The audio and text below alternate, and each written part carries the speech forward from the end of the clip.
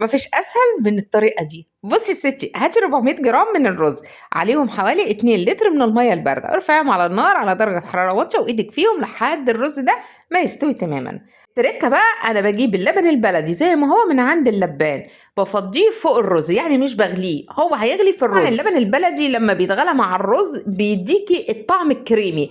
وحطيت كمان نص كيلو من اللبن المعلب، بيفرق الاتنين مع بعض، الطعمين مع بعض بيبقى خطير.